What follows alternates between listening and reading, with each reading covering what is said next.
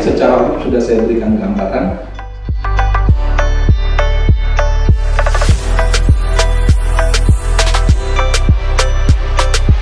Sekarang saya mungkin akan memberikan beberapa detail tentang indikator-indikator atau resiko yang perlu Anda antisipasi.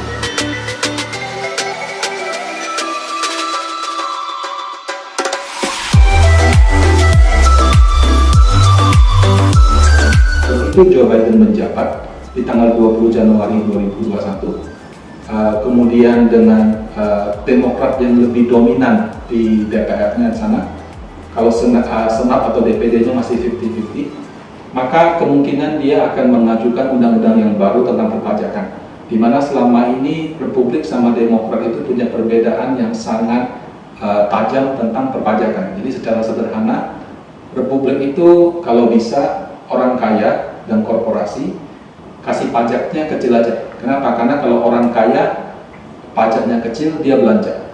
Kalau korporasi pajaknya kecil, dia akan buka usaha baru, sehingga tercipta mungkin semacam trickle down effect. Jadi yang di atas membantu yang di bawah, membuat ekonomi lebih aktif.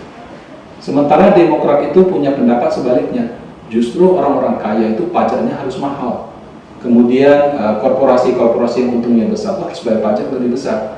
Justru yang kelas menengah bawah itu pajaknya dikecilin, dikasih subsidi segala macam. Nah, kalau ini gambaran pajak di sana, sebelum Donald Trump, tarif pajak di sana itu adalah 39,6% untuk perorangan. Kalau Indonesia maksimal 30%. Nah, di zaman Donald Trump itu dipotong jadi setengah, tinggal 20%. Jadi bisa dibayangkan betapa enaknya orang-orang di sana yang penghasilannya tinggi, karena pajak yang dia bayar berkurang 50%, seperti itu. Nah, ini yang saya ambil dari Investopedia. Jadi kemungkinan ada wacana yang tadi sudah dipotong 50% itu akan dinaikkan kembali ke 37%. Jadi orang-orang yang punya penghasilan tinggi di sana bakal bayar pajak lebih tinggi di sana, seperti itu. Nah, kemudian untuk tarif pajak korporasi,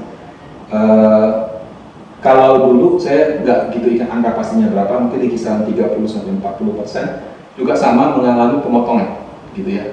Nah, kemudian oleh rencana pajaknya akan dinaikkan ya dari 21 ke 28%, seperti itu. Kemudian juga ada alternatif kalau misalkan untuk yang perusahaan dengan kriteria tertentu dikenakan 15%, seperti itu. Kalau buat pasar modal, tarif pajak itu krusial. Kenapa? Karena untuk menghitung harga wajar saham, kami menghitung dulu laba bersihnya berapa. Laba bersih itu didapat dari laba sebelum pajak, dikurangi pajak, baru dapat laba bersih. Laba bersih ini baru ya ada yang dibagikan dividen, ada yang direinvestasikan sehingga menjadi free cash flow, gitu ya. Nah, free cash flow itu atau dividen itu kami lakukan proyeksi future value, present value, seperti itu, baru dapat harga wajar saham berapa.